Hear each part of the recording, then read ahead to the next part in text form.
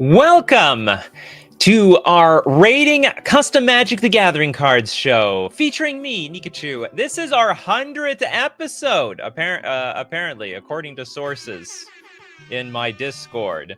Let's get it off with the Lone Sentinel. This is a 4-mana 7/7. It is a legendary snow enchantment creature, Devil Survivor, flying, who, I guess, horsemanship, protection. No, I lost it. I don't know what this card says. This is gonna be some meme I don't really understand, so I'm not gonna try to understand at all. Get it out of here. Let's move on to a card that I can read. With When Pigs Fly, this is a 5-mana kindred enchantment. Boar.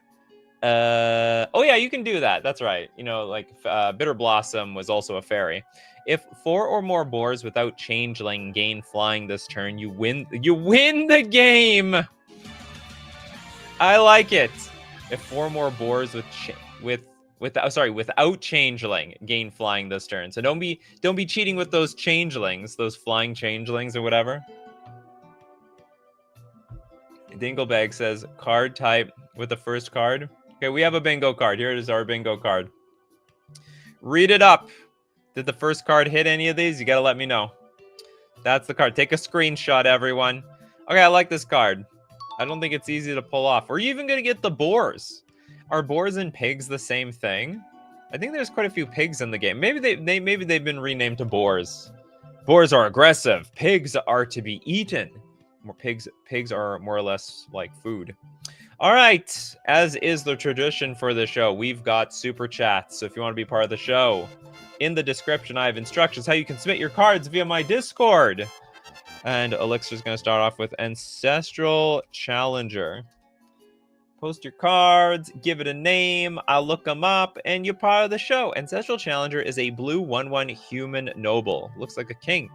When this creature enters, you get a challenge counter and draw 3 cards. Okay, what's a challenge counter? Spells you cast cost 1 more to cast for each challenge counter you have. And you get the challenge counter perpetually. So it's like Ancestral Recall, but you're taxing yourself the entire time. I think that's fair.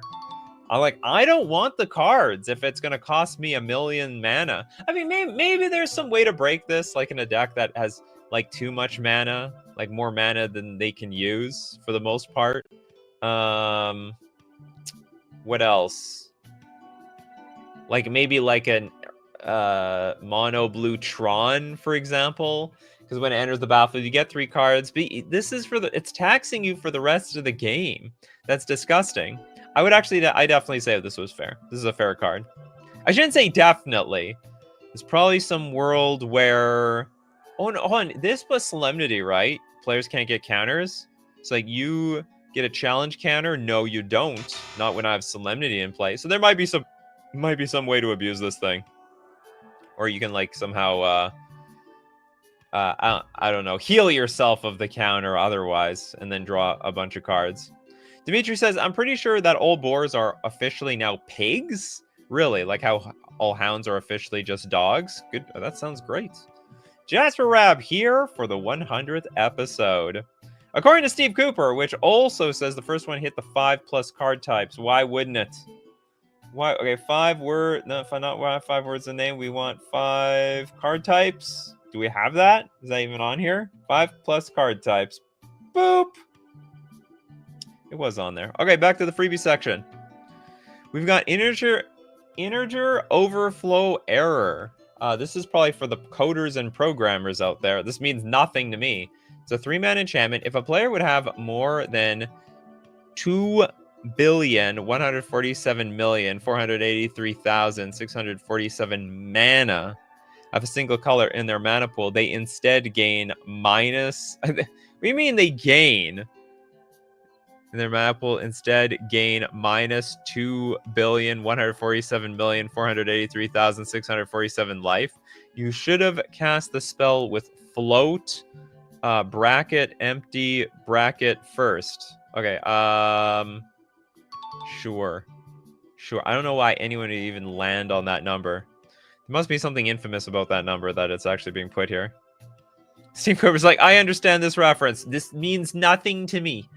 Absolutely nothing. It's too deep. It's too deep for us regulars out there. Okay, next up, we got Will Anderson with the Moorside Prophecy.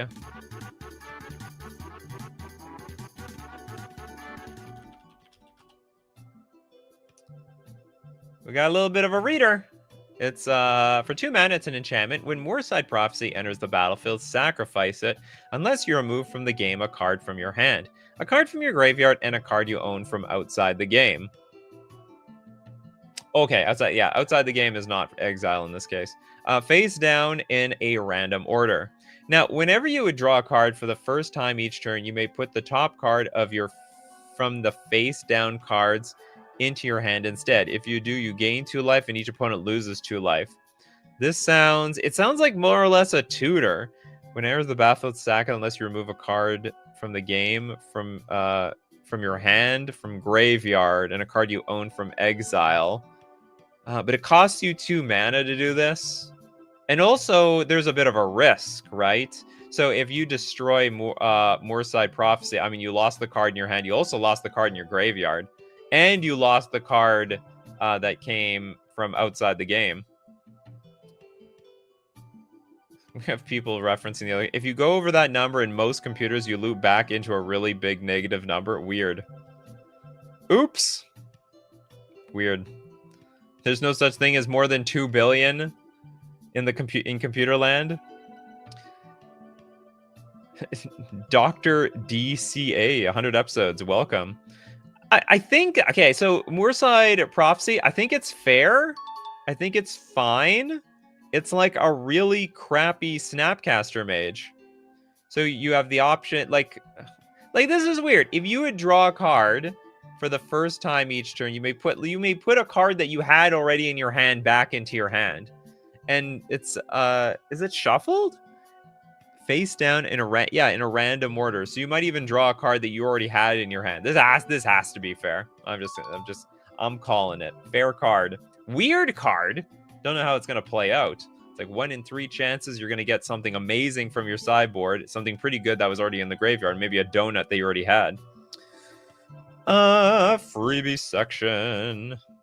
The Triforce. This has gotta be worth the sound effect. Okay, this is a 2 mana aura. Now, enchant creature. Enchant creature has lifelink. Life Zelda does nothing.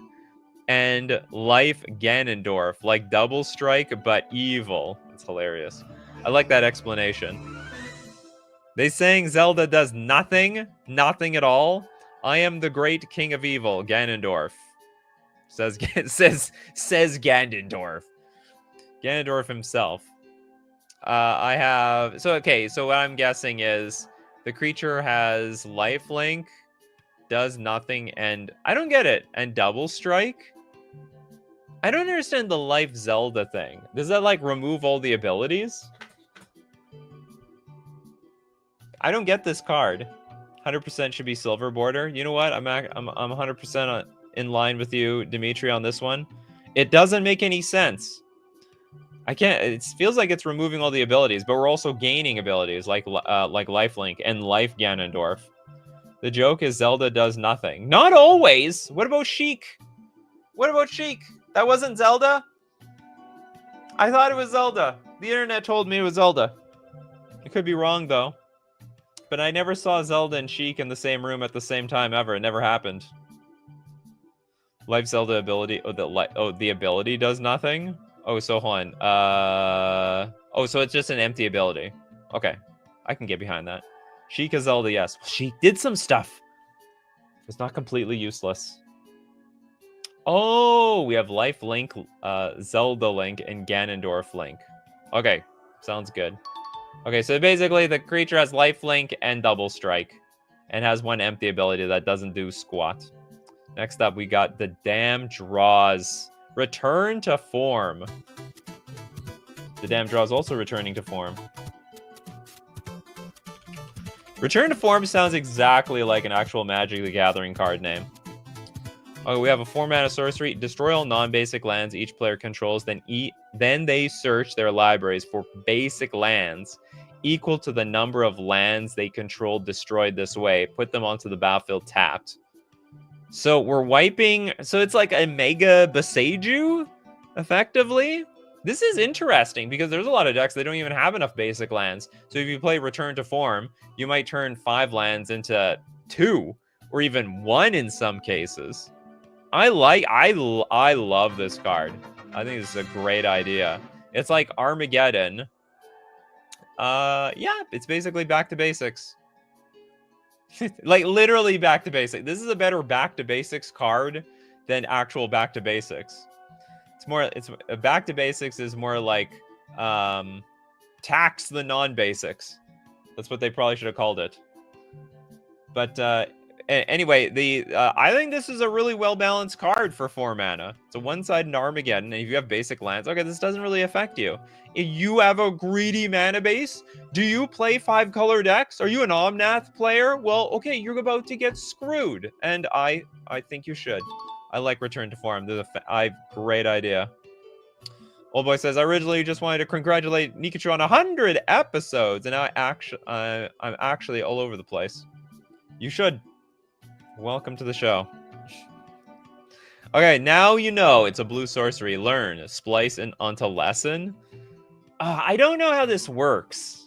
So the learn mechanic is like you pull like a card from your learn pile or some crap like that. I never played with those janky cards, and they never really became competitive, so I never really learned how... I never learned how they learn. I never learned how they worked most of the time. I'm going to assume this is okay. Like, this doesn't break the game or anything like that. Learn is tutoring for a lesson. Yeah, I mean, I looked at it as like, if they're like wishes for really crappy cards. Because I saw the learn cards. They're pretty bad. They're really bad.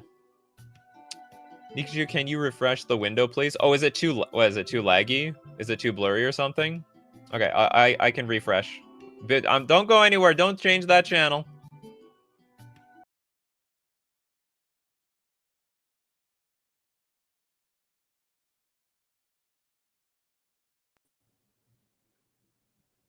I'm back. Is everyone else back? I think we lost the music though. I think we lost the music, but we're gonna get the music. The music should be back too. Don't refresh. What? No one had a problem here. Okay, we have Dimitri with this very amazing take. Learn sucks. All good now? All right, that sounds good. Hopefully it's good for everybody. Everyone's here. Nobody left. They pledged their loyalty to this channel. I'm going to say this is probably fine. I'm not going to go off and say, oh, no, we can't. I mean, maybe this will break learn, but I doubt it. Sincerely doubt it. Bacon, Kappa. It's been a hot minute. City of Glass, the new one. Well, I don't even know what the new one is. I don't know what the old one looked like. City of Glass. Or you called it the new one. Good. City of Glass. It's a Oh, it's like the place in Aladdin. A legendary land in the desert. It's got companion. Your starting deck contains no basic land cards with land types. Oh my god, your deck is gonna get destroyed by... Oh no, it was a super chat by not Back to Basics. Return. What the hell was that card? I can't remember. Whatever. Yeah, it was destroyed by that Boseiju Armageddon. Tap for colorless. If City Glass is your companion, add 1 mana of any type instead. So this is a land that you can have. You basically are guaranteed a land drop. I think. Yeah, return to form. Thanks for letting me know the damn draws. I honestly think this card might be broken. I'll tell you why. It guarantees everyone's gonna have a starting land. Maybe that's okay. In exchange for having a starting land, you have basic lands. You get crushed by Back to Basics. You get crushed by Blood Moon, Harbinger of the Seas, Wasteland. So maybe it's fine in that regard. But starting with the game with an 8-land card, it also means your starting deck can play with less lands because you've got the City of Glass. A little less, not too far less, but you can build your deck so that you only need 1 land in your starting hand instead of 2. So this would completely change the game in terms of deck building. So you could basically probably take out like anywhere between 3 to 4 lands in your main deck, because you're guaranteed to have a land in your starting hand. City of Glass, our art look like Muni from Star versus the Forces of Evil. No idea what that means. I feel like a boomer.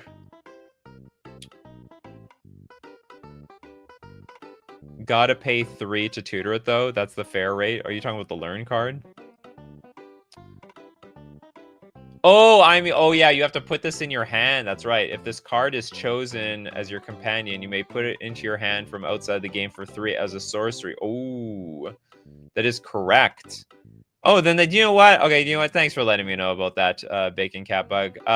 This card is super fair. I might even go as far as to say it's pretty bad.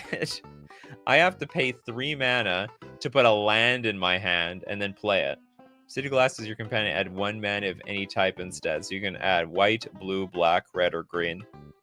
Who would have this in their main deck? I mean, it's a desert, I guess, if you need to like get desert interactions online. Dr. Nemo is like, I don't usually do the custom shows, but it's 100th episode. Let's go. Man, I should just put that on random episodes.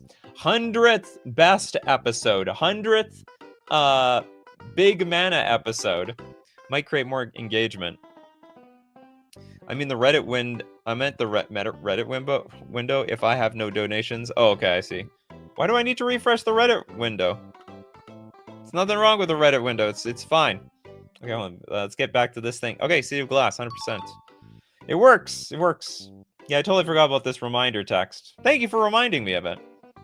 Okay, next card we have is the Lone Sentinel. This is a 4-mana 4/4 Devil Survivor, flying, horsemanship, protection from snow, and from arcane. How many arcane cards are there?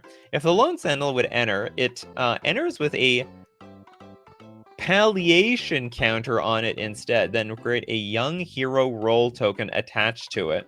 I can't remember what was that young hero role token? Young hero role token. So this is where I need reminder text.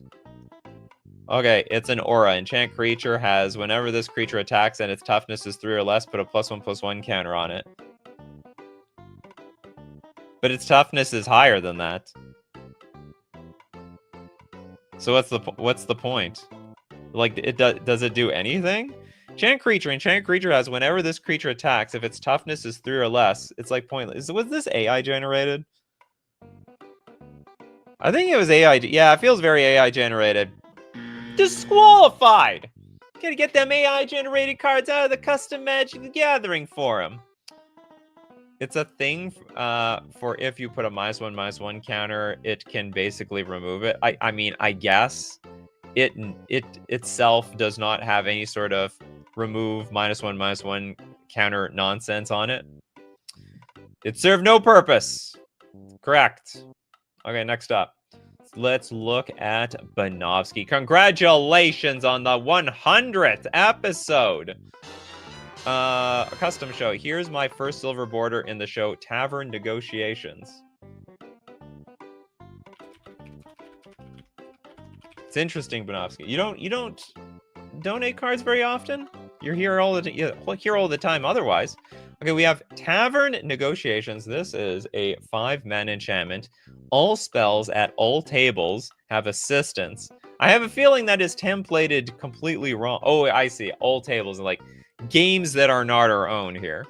Players from different tables may pay the assistance cost. Other players can pay for any amount of this spell's cost. All spells at all tables have assistance. That is just weird. It's like, okay, all right, everybody. We all have assistance. Everyone can help pay the spell of anything. All right, everyone. I got Tavern Negotiations in play. Then someone destroys it. I have an announcement. Tavern Negotiations has been destroyed. Nobody can help pay for spells for anyone else's cards. It's silver borders. Like, what am I going to do? Disqualify the damn thing?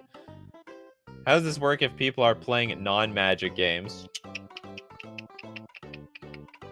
gotta do your best. If you can't pay for spells in other games, then I guess you can't pay for the spells of other people's cards.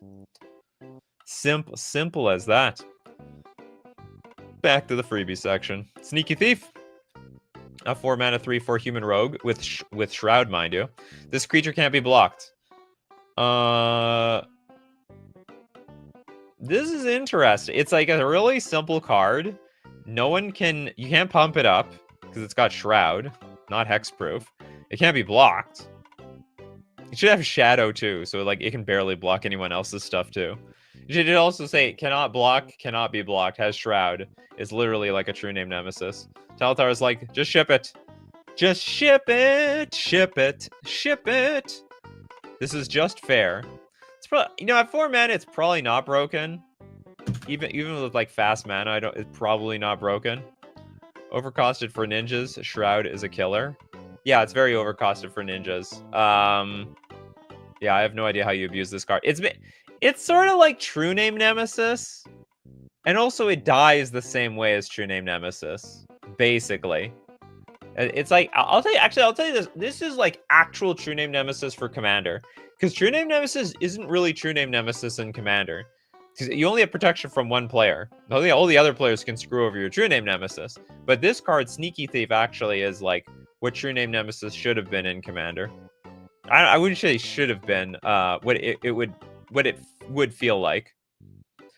Kind of bad at 4. I want to say this would see play, but it wouldn't be that good. It wouldn't like blow everyone's mind or anything like that. Benjamin says, you are looking at older cards, Nikachu, plus I have... You know what? Your algorithm and my algorithm are different, Pejman. That's the point. So I got that a long time ago. Please, it's only a few cards down. It's only a few cards down. It's like we are looking at different cards. So what you see on your screen and what I see on my screen are actually very different. It's not the cards aren't distributed the same between us. Yeah, the algorithm is different for everybody. So I can't find your card just by scrolling down. It's been a long time since we've talked about this. I would say it's like 3 years, probably since like episode 10. But yeah, we're not going to see the same. We're not going to see the cards in the same order. For me, these are new cards. These are all complete new cards. Also, I have this set up by hot, not by new. I don't look at new because it's complete random stuff. If I do it by hot, we get to see the hot stuff, and I want the hot stuff on my show. Madro says, as a ninja player, ain't no way I'm paying fought that, huh? Oh, for that. I'm pretty sure that Nikachu's on the last. No, I'm just on hot. There's like new, and then there's trending. I just prefer to look at the trending stuff. These are custom cards. It's custom magic. Okay. It's doable. It's a doable card. All right, next up, let's take a look at Steve Cooper, Necromancy Ward. Let's go for 200 episodes eventually. Oh my god. Am I still doing this? We'll have to go back to like 1 a week for me to get to that point. Necromancy Ward.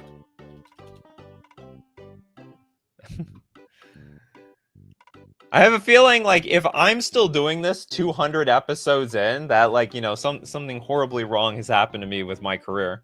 Okay, Necromancy Ward is a black artifact that doesn't look like an artifact. Oh, yeah.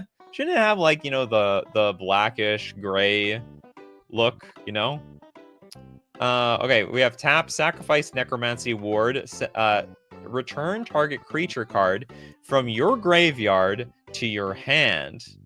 That's okay, I think. Okay, if one or more cards would be exiled from your graveyard, while Necromancy Ward is in your graveyard, you may exile Necromancy Ward instead. Okay, you lost me. So this is a way, this is like a regrowth, almost, in artifact form. And you can only bring creature cards back from your graveyard back to your hand, which is like totally fine.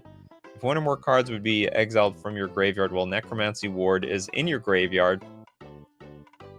Oh, I see. This can take one for the team. So with Necromancy Ward in the graveyard, you can exile this to prevent somebody from exiling like something super important for you. So it's like surgical extraction protection.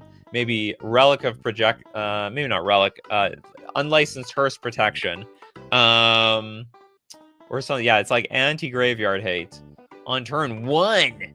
Yeah, if they exile your graveyard, you exile this instead. I was wondering, isn't there...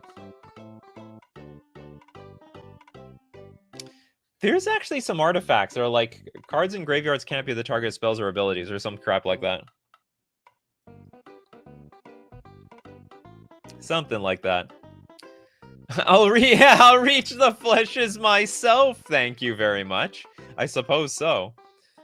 You think it's Zybers for all the graveyard players out there? I guess it's Zybers. All right, next up, freebie section. We got Gravity Crush. Be crushed by the gravity. 6 mana instant. This spell costs X less to cast, where X is the mana value of the creature it targets. Exile target creature. So that's... Oh, so the bigger they are, the easier this card is to cast. So if it's a 6 mana card, you get exiled for 1 mana. If it's like a 1 mana card, it gets exiled for... Sorry, you have to wait until 6 mana to pay full... Sorry, not 6 mana, 5 mana. At 5 mana, you can cast this card. That is... We have a bingo card. You guys have to mention the bingo card. Here's your bingo card. And no, we don't have a whole lot of stuff knocked off on the bingo card yet. But that's okay. Take a screenshot. Everyone's got a screenshot? Gravity Crush. I'm going to say it passes. It's simple. Simple. It's an elegant design. Ellis Flowers with Zagreus, the Prince of Blood. Let's just look up Prince of Blood. Sounds like a vampire. Not a vampire. It's a warrior. So likes blood in another way. This is a 2 mana 2/3 God Warrior. First strike haste. When Zagreus, is it Zagreus enters, create a blood token. Then for 2 mana, target creature gains +2/+0 until end of turn. Tap, sacrifice a blood token. Okay, so we have to feel this. Zagreus deals 2 damage to a creature or player, then pay 2 life. Return Zagreus from your graveyard to your hand. This is a perfectly great card. It seems a bit aggressive, actually. Hold on. The haste might make... So the haste might make it a little bit of a problem, because it's basically 2 mana, deal 2 damage to, like, a creature. I think it would be way more fair if it didn't have haste. I will tentatively say that this is fine, especially since, like, the pump ability is clunky. Paying 2 life is fine. That's a cost. The annoying thing, however, is the sacrifice blood to deal 2 damage to our creature or player, and this didn't cost anything because it has haste. It can tap on the same turn that it enters the battlefield. This would be pretty oppressive to, like, think of it this way, against like a Mana Dork deck. They play Mana Dork, you play Zagreus. You just kill that Mana Dork. That's like, it's sort of unfair. Make it 1 and tap and it's fine. Yeah, one of those two actually would work. So either give it... Like, you know what? It would be like, what's it called? Grim Lavamancer. No, it's not like Grim... Yeah, Grim Lavamancer is a red tap. Exile 2 cards from your graveyard. Benovsky says, since it's Greek, I think it's Zagreus. Zagreus. Prince of Blood. Well, because they're a god, they keep coming back. But it doesn't mean that they have to have haste, all right? I know they want to... I know they're fast. They don't have to be that fast. Okay, we got Vera Lokar says, Bingo Alert, custom keyword from the Ancestral Noble at the start. Was there a custom keyword? Oh, yeah. I think there was. Oops. Do we have anything to say about this? Could drop haste. I think the haste is... That would be just the easiest way to fix this design. Is you just get rid of haste. Get rid of haste and you have a perfectly fine card. Pageman, you have like millions of cards. Please refresh. My card's literally 4th from the top in hot. You posted it 3 hours ago. Well, it's not hot anymore. Remember, the algorithms are different. I'm not playing this game, Pageman. I'm sorry. I'm sorry, Pageman. Your cards are different from my cards. I literally opened... Well, I might have opened this 2 hours ago. No, I refreshed it once before I started. Because I wanted to get rid of that stupid, weird card from the beginning, and it didn't move anywhere. The algorithm thinks I like that stupid, weird card. Okay, this card is... I would say it needs some fixing. I think it's a little too strong, but it's a very easy fix. You either give, you actually drop the haste. The easiest is just drop the haste, or you give like a slight mana cost to this thing so that it's like 3 mana to kill a mana dork, and so on. It is at, oh, Steve Cooper, you're right. You're super right. It's time to look at some ads. You like ads? I do. It helps pay the bills. Like FusionGamingOnline.com, my favorite sponsor. Deal of the week, 20% off all playmats. But not just that, it's where you get your real Magic the Gathering cards, like the Edge of Eternities, the Marvel Spider-Man. There are more Marvel Spider-Man cards on the way. We all love Marvel Spider-Man. Oh my God! You got to get these cards quickly, people, before they're all sold out. Anyway, those things are cooked. But you can also get singles if you didn't get the box cards, and you can use coupon code Nikachu at checkout to get 5% off all those purchases. Get them while they're hot. We're also going to thank Mana Traders, the premier place to rent Magic cards online. Play any deck, any format you want. If you custom card people, you love being creative. It shows off the beauty of your brain, but you can show off the beauty of your brain in actual Magic the Gathering by renting any deck you want with Magic the Gathering. Brew to your heart's content. You can support the channel by renting using Mana Traders and using my coupon code Nikachu_JTD for 40% cash back on your 3rd month subscription. And we go back to Reddit. One more freebie before we dig into the millions of super chats.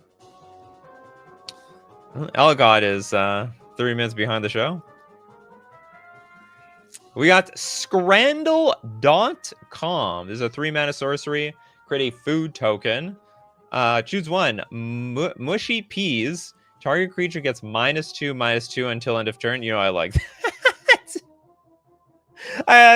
That's genius. Okay, and then we have Tube of Insects. That's disgusting. Create 2 1/1 black insect creature tokens with flying. Can we eat them? Can we eat the Tube of Insects? Viral Larker, what if Zagrus generated the blood token during the next end step after he enters the battlefield? What do you mean the next end step? Like if it generates anything at the end step, then it would kill off the mana dorks and a lot of creatures. It's a little too strong. It's like a removal spell with a 2/3 first striking body on the back. It's like a mini Flame Tongue Kavu, what it is. And such card does not exist yet. I don't know what this. I don't know what to think of this. Looks like someone's drinking this. It looks like almost like a straw. Mushy peas. Anyone eat mushy peas? Is it delicious? It's probably nutritious, to be honest. Anyway, I'm not gonna look at this card too deeply. Pass. It passes. I don't know if it's Zybers for anyone, but it definitely passes. All right, time for them yellow super chats. 4 pass to life. Cup of coffee. Happy 100th. Have a drink. Cup of coffee.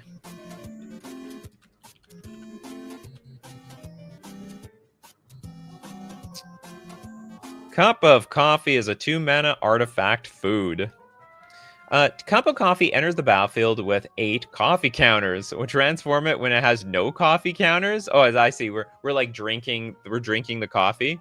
Tap, remove up to 3 coffee counters. Choose that many. Target creature gains +1/+1 haste and first strike until end of turn. I like the haste. That makes so much sense. Someone says, I think it's called baby food. The mush of peas. You know what? You're right. Oh, you're requesting. You have to pay for the cards on this show. Otherwise, if I was taking cards for free, this would go for 5 hours.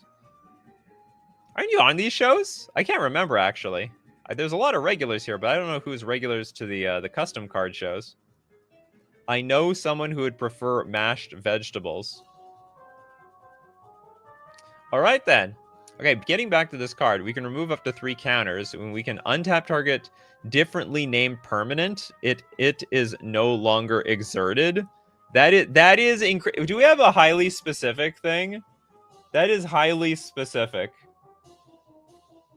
Improves card. Oh yeah, here we go. That was supremely specific. That hits that bingo for sure. And then we have gain 1 life. You get double energy. Deal 2 damage to target permanent or player. That doesn't make any sense. Can permanents take damage? Can I deal 2 damage to an island? I would say, and why does it have to be to target permanent? I would say that one, that last one don't work. The stun is undone. Ooh, it undoes the stun. I actually am totally fine with this card up until the end here. Planeswalkers take damage. Yeah, but you could say target player or planeswalker. Like when you can target a plane or any target. You could say target planeswalker or player. There's nothing wrong with that. I'm pretty sure there are some cards that specify planeswalkers, but I could be wrong. Because most of the time, if you can target a planeswalker, you can also target like anything. So they just say any target. All permanents by rules can take damage. Are you serious? Can you use the same one 3 times? Yes. I believe so. Oh, so it can deal 2 damage. So errors with 8. Tap remove to 3. So we can deal 6 damage to a player? With this? Oh my god, it's broken. Oh, this is insane.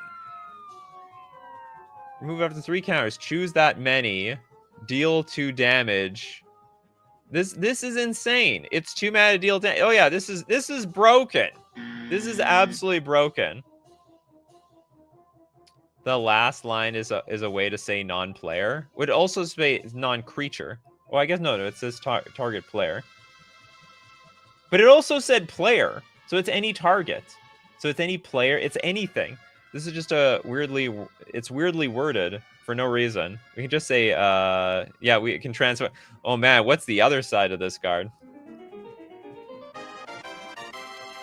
Empty cup. All right, it's empty. Refill of X. Choose either coffee, tea, or elixir. Put X counters of the chosen kind on empty cup. Tap. Transform empty cup. Activate if it has 8 or more coffee. If it has 8 or more coffee counters. Okay, this thing, this side is fine. This side is absolutely broken. It's 2 mana, deal 6 if I understand. Or you can only, or is it like we choose 3 of anything? No, you can't choose the same one multiple times. When cryptic command says choose 2, you can't draw 2 cards. Move it to 3 counters, choose that many. It's worded differently. It says choose that many, as if I can choose one mode more than once. Virtual, okay, you can't choose the same mode unless it specifies. Then you should have said chose up to 3. It doesn't say you may choose the same. You know, it's not worded standardly. So, like, I understand you guys are like, you know, it didn't say you may choose the same mode that many times. The way it's worded, it feels like I can choose the same mode over and over again. I can choose that many of deal 2 damage. In my opinion. Okay. Let's read it, then let's interpret it as it was intended by the artists themselves for Paths of Life. So if I can only choose, if I can only deal 2 damage once, and I can give a creature +1/+1 and haste, and maybe untap target differently named permanent, then 3. How do you actually get rid of all the coffee counters? It doesn't even have a way of transforming. Or do you play the... is this a daytime? Oh, this is day and night? Oh, it's night. It's a day and night. That's... oh, I get it. So during the day, we make our cup of coffee. I mean, the flavor is insane. I mean, the flavor is great. It's 10 out of 10. The card itself is a bit confusing. Remove... oh, yeah. Remove up to 3. Oh, that's how... but it doesn't say it transforms. It's just a day and night card. Yeah, I get it. I get it. So we can remove up to 3. So we can remove 1 if we want. Transforms with no counters, remove up to 3. Okay, it was right in the first time. Why do we have day and night then? Okay, that's fine. I read it. I forgot about it. And now I've reread it again. Okay, I'll give it a pass. I'm not even sure about this. This looks like hold on. 2 damage to deal 2. I'm trying to think about, like, this card in the hands of a burn player. This actually could be supremely broken. Yeah, okay, I am okay. My final verdict is it's broken. And I'll explain why. For 2 mana, it's going to deal somewhere between 6 to 8 damage. Because you spend 2 mana, then you can tap it to remove 1 counter to deal 2 damage to a player. Then next turn, you'll tap it to remove 1 counter to deal 2 damage to a player, and so on and so on. And it can also harass creatures at the same time. It is unbelievably powerful. This 2 damage thing just breaks the card. Just really badly. Yeah, this is quite the broken cup of joe. I know, exactly. It's super broken. It has day and night because that site doesn't have a clear double-sided template. All right, that's fair. Yeah, you want I can't read? I read the damn thing.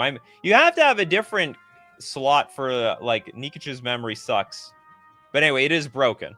I've determined 2 mana to deal up to it's basically 16 damage. And you're probably gonna be dead by then. Fascinating. All right, good talk, good talk. Madra's back. Watatsuki no Toyohime. Toyohime. Majra coming out of retirement for the big 100th special. You only have 1 card here. You can have 2. This is a 4 mana legendary creature with Moonfolk Noble, Vigilance, Death Touch, and for 3 mana, exile target creature, then return it to the battlefield under your control. At the beginning of the next end step, its owner gains control of that creature. Beginning of the next end. Oh, so we're stealing creatures temporarily. Then if you would roll 1 or more dice or flip 1 or more coins, instead roll that many dice or flip that many coins plus 1 and ignore the one of those results. That's like, is that like Krark's Thumb? I can't remember. Is that like a Krark's Thumb thing? Bingo anime card. Is it anime? I can't see very well. It's probably anime. It's Tho cards, Toyohime and someone else. Oh, it's 2 cards?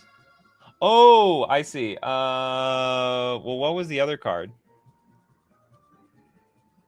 Also the second one. What was the second one? Oh, I see. And usually people like you post them at the same time. That's okay. Okay, I'll look it up. No problem. Vigilance, Death Touch. We double our dice. I don't know what the theme is here. It's probably very flavorful, but I've never seen it before. This definitely passes. There's nothing particularly broken about this. It's a regular like Vigilance, Death Toucher that steals creatures from the opponent, which by the way you can like bounce. I think it's not too clunky. Kano's like flavor win for the coffee. Was it? Oh yeah, there was a flavor win for the coffee. The empty cup. Flavor win. It flips when it's empty. And then you re-pour a new cup of joe. These are Toho characters, I believe. I don't doubt it. You should have put them in square brackets. It wasn't too complicated. Nikachu, the chat said the second card is called... Yeah, I got it. It's still here. I still got the super chat. The super chat is still here. Okay, you think it's an anime card? Okay, we have 2 votes for anime card. So we might as well say it's an anime card. Oops. Does it count as anime if they're from a game? If the game was made into an anime or has the anime style, I would say. I have nothing really else to say about this card. I wonder how you abuse this with the dice rolling and the coin flipping. Because the card itself doesn't flip coins. It's supposed to be paired with something else. So you build your whole deck around this thing, I guess. And then the next one is... Aria Iwanaga. Oh, is this also from a game? It's a 5 mana 4/4 god, flying, undying. At the beginning of your end step, you may remove all counters from target player. And from each creature they control. It's probably going to be you. Or no, actually, yeah, it could be somebody else. So if someone's like proliferating their way to a victory, we're like, nope, I'm going to put an end to that. If you do, each opponent loses life equal to the number of counters removed this way. Okay, you're definitely not going to do this to yourself. And you gain that much life. This card is a banger. Yeah, screw your, what's it called?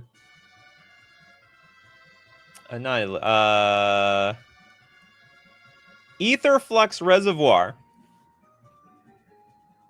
Does it make infinite mana?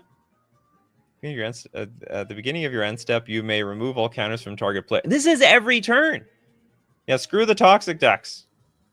Well, I mean, if you remove the toxic counters from yourself, then you're gonna lose a good chunk of life too. Anyway, pretty strong since you can remove your own poison. Oh, and if you do, each opponent loses life equal to the number of those counters removed this way. Wait a minute. You may remove all counters from target player and from each creature they control. If you do, each opponent... You could put your own counters on stuff. Because if you put counters on your own stuff and then make you remove your own counters, you gain the life and you drain everybody for their life totals. Yeah, only the opponents lose life. Huh. May Gensokyo last forevermore. Whatever that means. Atraxa players love this. Now I'm thinking maybe this is helping the proliferate players. They want this card because they'll get rid of their own counters, deal a bunch of damage, and then rinse and repeat. Okay, Madra says no. You asked how to break Toyohime, and I answer. Oh yeah. Oh. Does that break this card? Does this card help break that? Because what does that have to do with the coin flipping? Just a bit bomb at that point. So, yeah, something like that. Only good in Commander, not too broken for Commander. Probably not at a competitive level, at a casual level, sure. There's a lot of ways of ruining casual players, though. Excellent. This is an excellent design. Oh yeah, and it would remove all the Undying counters, too. Undying is like, when this thing dies, it returns with a -1/-1 counter. If it doesn't have a -1/-1. That's correct. If so, Bingo Alert, you can't get rid of this card. Well, it's hot. No, this one... Oh, you know is the one that you can't get rid of? We did have one with that Shroud creature. Can't get rid of it. It had, like, Shroud, and you couldn't block it. But this card, I think it's easy to kill. You can exile it. When it dies, you have to shoot it again. Remember, this trigger is only at end of turn, so like you basically have to kill it twice. You shoot it twice, it's dead for forever. Yeah, that works. Oh yeah, Undying is +1/+1. Persist, yeah, that's correct. Removes finality counters. That's true. At least Nikachu is remembering stuff half the time. Some people like criticize me, like you're such an idiot. You can't remember it. You don't know anything about the game. You don't know the rules. I'm reading this card. I'm reading chat down here. I'm keeping an eye out for the super chats. What else am I doing? Plus, I got to keep the commentary going, and I got to think about how this card interacts with other cards. And then I got to give it a rating, and I give it 10 out of 10. I should rate. Well, I don't know. I don't want to rate card. I don't want to rate every card because like. I give rating things by like I like rating things by pass and fail. Makes more if I give something like a 9 out of 10, I give someone else a 7 out of 10, then I have to like justify why it's a 7 out of 10. Okay, we got Machine Elf and Press X to Doubt by Kano. Let's take a look. Let's take a look at them cards. This is a 2-mana -1/-1. So basically, it was born to die.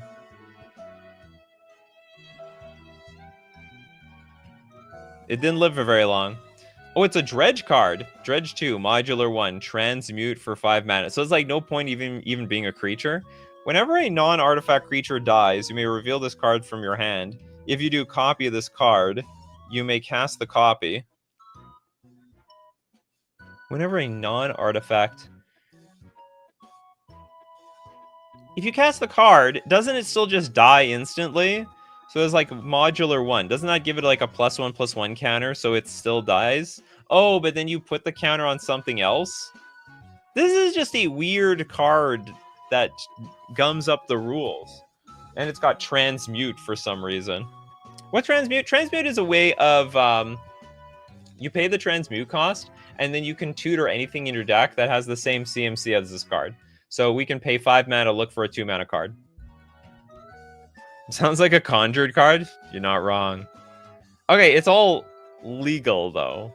So it's like Dredge 2. The modular one means that you can just you can cast this card, put into play, it dies instantly, and you put a counter on something.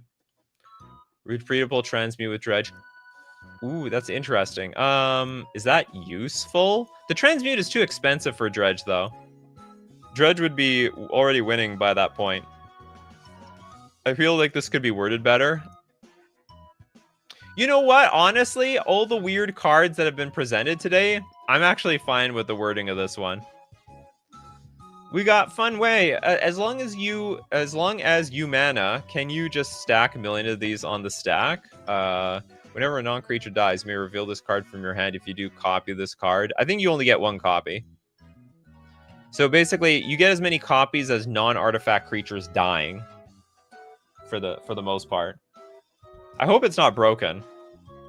Because a lot of things die. So basically, every removal spell turns into, like, kill this thing and put a +1/+1 counter on one of your creatures.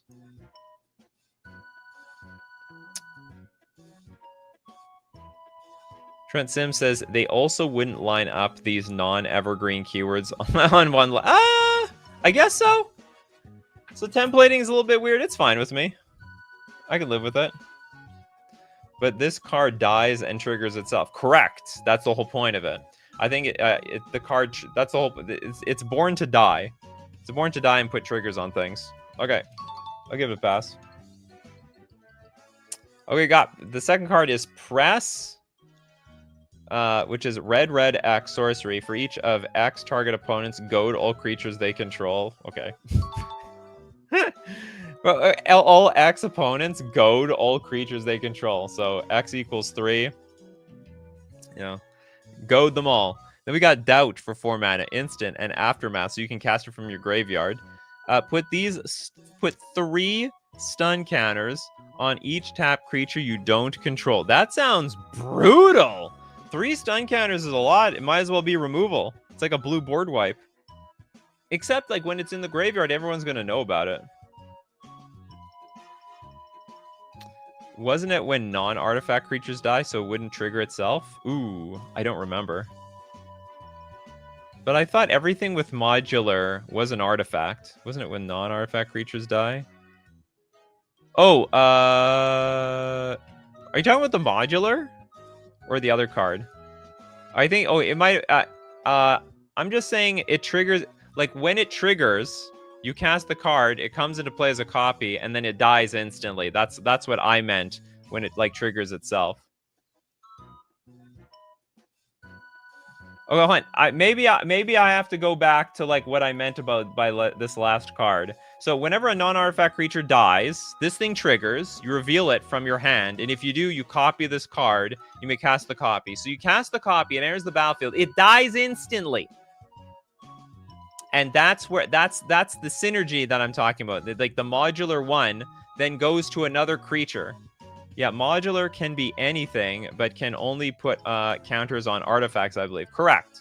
But you're probably going to be putting it on like in an artifact deck. Elf is an artifact. It's a fractal elf. Anyway, that's what I meant. That it triggered itself. So one trigger triggers and then it dies. Because otherwise you have to cast the card to trigger modular. But instead, the other ability triggers it. That's what I meant. Aftermath spells names are pronounced main card to aftermath card. So since press has an X in its cost, it's literally press X to doubt. Oh, God. Okay, I'm going to give it a pass. I have a feeling... Doubt is an interesting mechanic, actually. It's sort of interesting. Cast this spell only from your graveyard, which means those players, they'll see it ahead of time. X. Fair enough. Anyway, I think we're all getting confused. And you know what? I'm not going to blame anyone. This is a confusing show. Trent Sims! What do you got for us? More Mortal Kombat. Mortal Kombat is like popping up on my YouTube algorithm all over the place. Emperor Shao Kahn. I don't know much about this guy. This is a 6-mana 9/7 Osh Tech Noble Warrior. Trample, Wither, Ward, pay 3 life. Feels like Sauron all of a sudden. Dark Tribute 3. As this creature enters, an opponent of your choice may place 3 -1/-1 counters on it. So it's really a 6/5. When Shao Kahn enters, if the tribute was paid, it gains haste, and whenever Shao Kahn attacks, you may have target creature defending player controls untap and block it if able. Bingo alert. We have a big bingo alert. 5 types and or keyword soup. 5 cards. Oh no, not 5 words. Is it 5 cards in name? No, we have 3 cards. We have 5. We hit that one anyway. 5 card types. Okay, that one's been done. Bingo alert. New creature type. Okay. We're back to the bingo. New non-creature subtype. New creature type. There we go.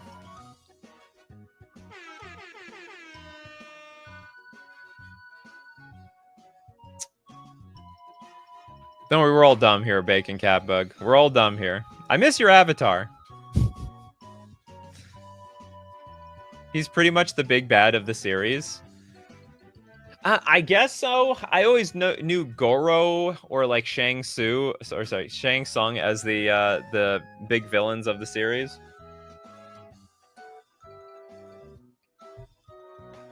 My favorite was Mortal Kombat 4, only because I owned an N64. I played the crap out of that game. I rented it so much from Blockbuster. I probably rented it like 10 times. I rented enough, I probably should have owned it. I never did.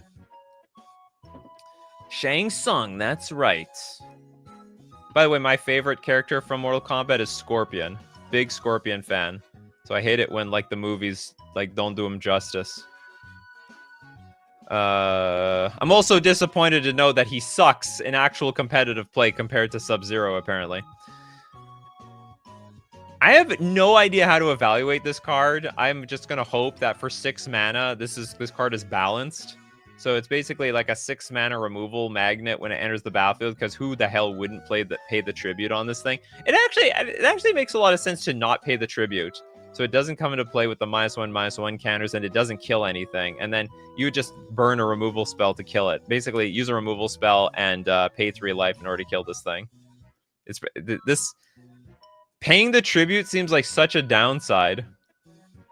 Dimitri says, you and most of the fans of Mortal Kombat are fans of Scorpion. I know. We love our Scorpion. The get over here and everything. Yeah, that's right. Yeah, get over here, not come over here.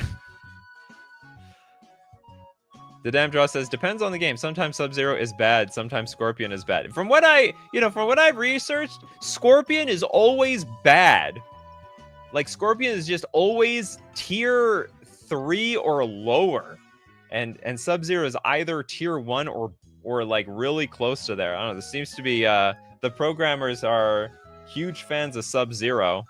I mean, Sub-Zero is cool too, but you know what? Somehow I didn't fall in love with him. I always like, oh yeah, you want to run away and camp on the other side of if you want to camp on the other side of the screen, well, I can grab you. And also I can be pretty cheap with that ability too. Quan Chi, Master Necromancer, is a 4-mana 4/4. I have no idea who this guy is. My lore is like Mortal Kombat 1, Mortal Kombat 2, Mortal Kombat 4. That's it. It ended at that point. Skip Mortal Kombat 3. Demon Warlock, Dark Tribute of 2, enters the battlefield. An opponent can put 3 -2/2 counters on it. Is it 3? What's the difference between Dark Tribute 2 and Dark Tribute 3? Should it be like they can only put 2 -1/-1 counters on it? When Quan Chi enters, create a 2/2 black zombie creature token. If the tribute was paid, search your library for a creature card and put it into your graveyard, then shuffle. And then for 4 mana, tap, sacrifice a creature, return target creature card from your graveyard to the battlefield, put a finality counter on it. I think that's sick. I think this is your typical broken, maybe not broken, your typical reanimator card. Probably a typo, I agree. Probably just copy and pasted. When you copy your own homework. Scorpion Brotherhood Unite. That was great that they made Scorpion a pretty big piece of the first Mortal Kombat movie. Nikachu, you didn't read the last effect on the first card. What was it? When Shao Kahn attacks, you may have to target creature defending player controls untap and block a defable. I talked about that. So basically, that's why I said no one would pay the Dark Tribute 3, because it essentially like gives this creature haste, and it'll probably kill one of your creatures. It's just better off. Don't pay it. Don't pay the Dark Tribute. Pay the ward and kill the thing in one shot. Are you talking? Oh, yeah, you're not talking about this card. I definitely said the last ability on this one. Sack a creature, return target. It's basically sort of like is it like reoccurring nightmare? Sort of a reoccurring nightmare. I like the Dark Tribute custom mechanic. You know what? I like it too. These are great cards. Great cards. I don't know. Honestly, I don't know how much this would see play. For all the Emperor Shao Kahn people out there, I guess. The fans. The big fans. Okay, next up, we got Nova, the Space Wolf. Happy 100th birthday! We have Zillion and /Zillion, the Chrono Keeper. You're learning from the Spider-Man series, where they just double the names. I have paid an additional $5 in hopes that the created token Zillion creator gets read. If it isn't, please give out a freebie. You got it. Okay, let's read. Your token is big! Why is this such a wordy token? Okay, for the 100th episode, I'll give it to you. I'll just give it to you. Okay, we have Zillion. I might have to move things. Do I have to move things over? No, actually, it fit. Okay, Zillion is... No, I'm going to move it over anyway. Okay, it's a 2-mana, 1/4 Shuraman Wizard. When Zillion enters, create 4 token artifacts called Time Bomb. Then predict. Look at the top 3 cards of your library. Then choose one. Put the chosen card on the top of your library and the rest on the bottom. Is that a real card? Isn't that exactly what it is? Like, there's a card called Predict, and it does exactly that. Whenever a Time Bomb is sacrificed, put a chrono counter on Zillion. It's hard to keep track of all this stuff. Okay, we remove our Time Bomb, and then we get a chrono counter. Chrono counters cannot be proliferated or copied in any way. When Zillion has 2 or more chrono counters on it, then we transform this card into Zillion the Chrono Keeper, another Shuraman Wizard, but this one's a 2/5. Transforms or enters, create 4 token artifacts called Time Bomb, then predict again. At the start of your upkeep, at the beginning of your upkeep, create an exiled copy of all non-exiled cards you cast last turn. Oh, God. Until the start of your next upkeep, you may cast these copies from exile by paying its mana cost. You know what I think is better? Instead of keeping track of cards that you played last turn, create an exiled copy of all non-exiled cards you cast last turn. I think it would just be better during this turn, make a copy of like everything that you play this turn. Do we have a wordy card? Bingo. It's like it is Yu-Gi-Oh! Like. Okay, we do have a wordy card. Wordy card gets hit on the bingo. Dimitri is like, oh god, I thought I made nightmares to track for cards. So a lot of Magic cards aren't designed like this because it's very... Like, let's say you're playing a very busy game. Like, there's 4 players, and they're all playing a bunch of spells, and then it gets back to your turn, and you transform this. Do you really remember what you cast last turn? Like, that's just not something people keep track of, which is why it's just... it'd be better. Yeah, it's prone to memory issue. So you might even get an advantage by saying, oh yeah, I cast this last turn, when in reality you cast it like 3 turns ago. So to make it cleaner, it's just better off saying, during this turn, create a copy of all non-exiled cards you cast, like until end of turn, and then at end of turn you just don't get the effect anymore. We got Not a Troll says, just write not, nope, no taking is not legal. Makes you track information retroactively. That's a no-no. Yeah, so based on that, this card can't qualify. But I would say it's an easy fix. You just say at this, you just say at the beginning of your upkeep, or how do I put this? Oh, wait a minute. This is like keeping track of every single turn. Oh, this is not a one-off thing. So at the beginning, so you cast this, and then it triggers next turn. So remember, you have to keep track of everything this turn. You know, maybe that's better. Maybe this actually does work. Although it seems like such an absolute nightmare to play with. Because, okay, so if it's not going to trigger immediately, and it triggers at the next turn's upkeep, then everything you play, you could just remember, right? It should just exile the cards you spell with suspend after resolving them would be on the same thing. Maybe. But obviously says, it's cards like this why the Canadians play with a notepad. The Americans play with the notepad too. Can't wait to cast take another turn spell indefinitely. Oh yeah. Create an exiled copy of all non-exiled cards you cast last turn. So everything that you cast. Or how about this? Oh yeah, this is a combo with like Time Warp. So you would just keep casting. Oh, but it's non-exiled, so you only get one. It's not infinite. Remember. There was actually some thought put into this. Okay, I want to move on. Okay, I'll say this is a pass. This is a really janky pass. I will also say Wizards would never print this card because of the keeping track of everything. But I actually don't think it's broken the way you've worded it. But I just think it's very janky. And I'll quickly read through Time Bomb. When Time Bomb enters, roll a d4. When Time Bomb has vanishing X, where X is the number of the result to the d4. This permanent enters with X time counters on it. At the beginning of your upkeep, remove a time counter from it. When the last is removed, sack it. When Time Bomb is sacrificed with no time counters, with no time counters, Time Bomb deals 1 damage to all opponents and 1 damage to all creatures and planeswalkers they control. I did not take into account what Time Bomb does in combination with the other cards. Disclaimer. We got Noise Marrow, Unfaded Pugilist. Whatever the hell that is. It's unfaded. The Unfaded Pugilist. Let's pugle. Let's pugle it up. Noise Marrow, welcome. This is a 4-mana double X Fungus Warrior. It's a 1/4. It's got Delve, which is that's pretty cool with double X. Are there any double X Delve cards? This might be the first one.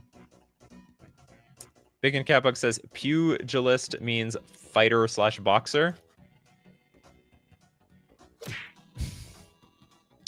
Okay, when ward pay for life, that's fine. When Unfaded enters, put X +1/+1 counters on it. It deals X damage to target creature. Okay, so it snipes off stuff. So basically, based on how many cards in your graveyard, it's also a Flame Tongue Kavu, which for a reasonable cost of 4 mana. If a player would draw 1 or more cards, they instead draw a card, then draw a card. What? So that is so weird. Okay, I'm not actually confused by this. It's worded perfectly. So if you draw a card, you're going to draw 2. Instead of drawing, you can't draw just 1, and you're not allowed to draw more than 2. So if you draw 2, you draw 2. If you draw 3, you draw 2. Player would draw 1 or more cards. They instead draw a card, then draw a card. That's very funny. Is that shouldn't it just be like they draw just 2? I'm just out of curiosity. I can't read. What did I not read? What's wrong here? Discard.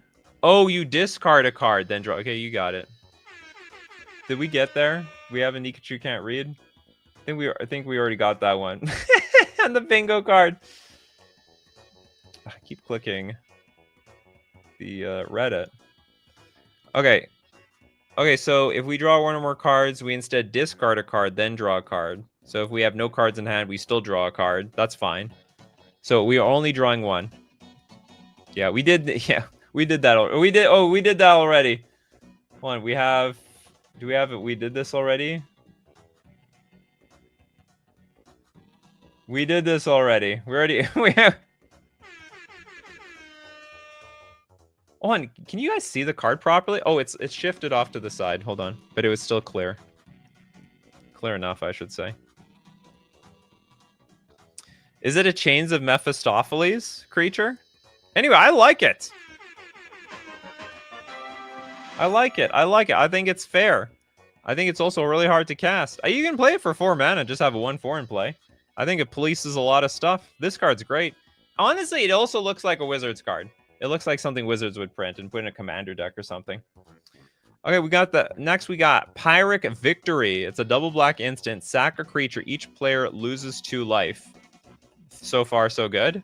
We got Death Storm. If this spell was cast, copy it for each creature that died after it was cast. This is broken. This looks so broken. I don't know how to make it fair though. It's like Gravestorm. What was Gravestorm? It was like storm for every card that, like, every creature that died that turn or some crap like that. I mean, this is basically the same thing. Instead it's Death Storm. You can sack your board. You could even board wipe and cast this card. Just up the cast of 4 to 5. I don't think it would matter. So I'll tell you what my fear is. You build up a board of enough creatures that you can sack at will. Well, maybe I'm exaggerating. Maybe I'm not thinking about this right. Because if you have a big board of creatures that have sack abilities, you probably could win via some combo already. So this only works if... okay, maybe this is fair. Because in my mind, if there's a world where there's like millions of creatures on the battlefield and you sack them all to kill someone with Pyrrhic Victory, then you were dead anyway, probably. So you need to destroy creatures while this is still on the stack. I'm not sure about that. Oh, Holy Poner. Would discarding a creature qualify as dying? Nope. Dying is a creature moving from the battlefield to the graveyard. That's how it's defined. Through death. Either through sacrifice or getting destroyed or killed. Okay, I take it back. I think in a world where you could one-shot somebody, you're probably dead anyway. You're probably dead anyway.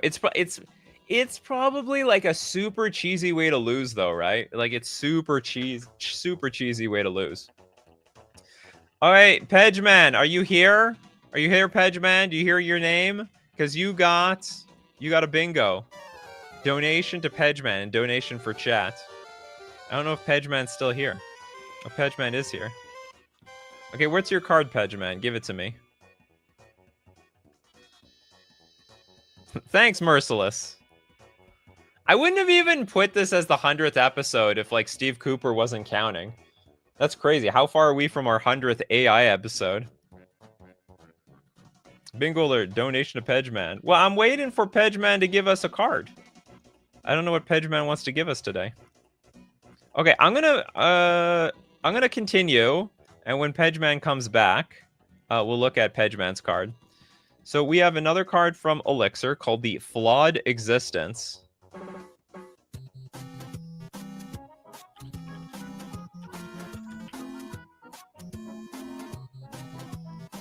Flawed Existence is a 2-mana X instant. Put a Decayed counter on up to X target creatures, then goad them. What's with goading? Why is that such a popular mechanic? People love their goad. Those creatures can't block until your next turn. They attack each combat. If able, when they attack, sacrifice them at end of combat. That's weird. So in theory, if you can goad everybody's creatures, you're like forcing them to attack, like kill off each player. Pedgeman has a card on Reddit, but I'm sure it's in our Discord. Like the whole point of inventing the Discord was so that I don't have to look up cards on Reddit anymore. What's a Decayed counter? I don't remember. I know, but I don't know. Yeah, what is a decay? What is Decayed? Decayed counter MTG. It was designed to create more zombie creature tokens at low rarities and at cheaper costs. It's something like, if it attacks, it dies at end of combat or some crap like that. A creature with Decayed can't block. and when it attacks, you sack it at end of combat. Oh no! This is like a board wipe. If you have enough, if you have enough mana for X. This is not gonna work. You're sure? Okay, I'll try once, and if it's not there, then you're gonna burn your super chat, Pedgeman. You're gonna burn your super chat. Okay, decaying carries can't block it. If it attacks, it dies, and they have to attack and die. That's hilarious. Whoops, no, this is not. It's just absolutely hilarious. Commander players will hate this card. Okay, I think this is great. Fantastic. Okay, we have a donation for Pedgeman. Now, according to Pedgeman, if we refresh the page, it's going to show his card at the top, which it's not. I think Pedgeman sees Pedgeman's own card because that's Pedgeman's card. See, what I see here is a card from Schmarin Kaiser called Demonetize. And then the next one we have from Wallace Mollusk. And then the next one we have from the Snowy Tagscape. You see, Pedgeman doesn't... Oh, is this... This has to be... Is it by hot? Oh, I have it by best. Okay, I may not have it by hot. Okay, we'll look at hot. Again, we have Wallace Mollusk. We have Radclaw 1. Oh my god, what is going on there? Isn't Sonic cheating on another hedgehog? Then we have this thing again. You see, Reddit's algorithm is very unique to every person. In fact, if you submit a card, I would not be surprised if it's higher up on the list because it's your actual card. So this is how Reddit works, Pedgeman. You have to submit it. You have to do the same thing. I'm not looking for it. We've been here before. It's not going to show up. You have to submit it via the Discord. That's the whole point of the damn thing. Get to it, Pedgeman. Submit. You know how to submit. You know how to get to my Discord. Okay, next up. I'll be waiting. Bacon Catbug with Echo Lands.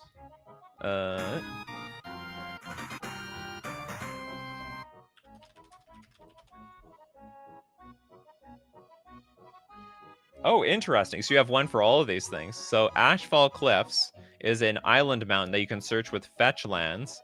You can tap red or a blue. It's got Echo at the beginning of your upkeep. If this came under your control, that is clever. Since the beginning of your last upkeep, sack it unless you pay the Echo cost. That's very, very fascinating. Was it on the screen?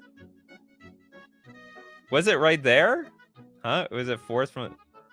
Well, what's your username? Did your username change? I didn't see your username. Fourth Blasphemous Act, this thing. Oh, it is here. Okay. Okay, you're right. Okay, it was actually here. Okay, let's finish this one. Ashfall Cliffs.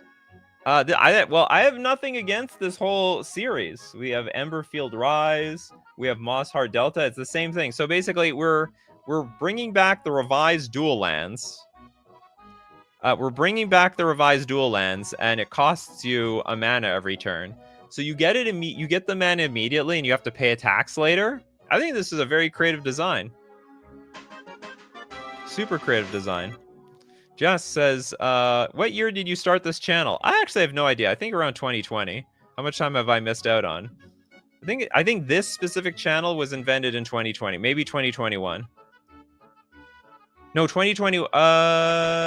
I think maybe 2020. Yeah, maybe 2020. You only pay the tax once. Yeah, you pay the tax once. But like, who cares, right? We got ourselves the dual lands again. It's just going to be sort of crappy on earlier turns of the game, but not on later turns of the game. Like later turns of the game, who cares? You probably don't. Whatever. You spend a mana, you have the thing in play. No big deal. Yeah, Echo is once. Oh no, sorry. If I said every single turn, I just meant like if you play another one of these lands every single turn, if you play a Mossheart Delta, if you play like Emberfield Rise, so you're just because you can only play one land a turn. That if you pay the tax, it's not that big of a deal. If you had to pay it every single turn, yeah, you're only gonna pay this once. But if you played one of these every single turn, then you would pay it only once a turn. You pay it only once a turn. until you don't have to play them anymore. August 2020, August 24th, 2020 was the date the channel was created. We've been here for a while. Hold on, what's the date today? Oh, we missed the anniversary. The anniversary was like 3 days ago, but that was a weekend anyway. Basically, it's you could say that. It's a tap land that enters the I never thought about it like that. That's actually a really good way to look at it. Bacon Cat Bug. It's a tap land that comes into play later. August 24th, this show is kind of special. Well, I don't know about this show wasn't created on the 24th. This show was created somewhere in like 2022, I think. Lands with cumulative upkeep, lose. Oh my god. No. That'd be so evil. Okay, let's get to Pedgeman's card. So there's a dono for there's gonna be a dono for chat, but not yet. Dono to Pedgeman. In the freebie section, no donations. I do pay the 0, but you got donated. It's we screwed it up, chat. Okay, it's a 2-mana enchantment. If an effect an opponent controls would require you to pay a cost, you may pay 0 instead. Despite her pleas, the donation box remains empty. That sounds so sad. The donation box is like attracting cobwebs and stuff, and she's very sad about this whole thing. No donations, because last custom show he didn't get a donate.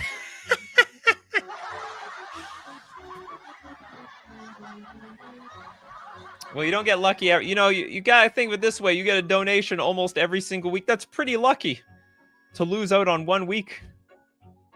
Yeah, last show I didn't get a donation. That's why I made this for the freebie section. And we still didn't get you on the freebie section. So I thought I sorted it by hot. I sorted it by best in this case, which are very similar. What are the comments? It's now time to read the comments, chat. Strong, I've had just about enough of your tithes, taxes, and steadying energy with this card. LMAO. What else do we have here? Would May effects be affected by this replacement effect? You are technically not required to pay most tax effects. Maybe the wording can be clarified. I can give you 0. That's my last offer. That's great. Oh, you guys can't read this the same way I can read it. I wouldn't think so. Okay, but now I feel bad by not paying. Yeah, if this was the flavor, I'd be far more likely to smother the tithe or study the ristics. Anyway, it's a fascinating card, and it's unique. We'll just say it counts. Best I can offer is 0 and not a penny more.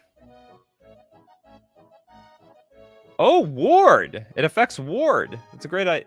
An effect an opponent controls require you to pay a cost. You pay 0. Yeah, I can pay 0 mana for the Ward. Great idea. Okay, next up. And remember, there's a donation for chat at the end of all this. The damn draws with Roulette Lotus. Oh my god, I have no idea what this is all about, but I'm very excited for it. Did I hear roulette?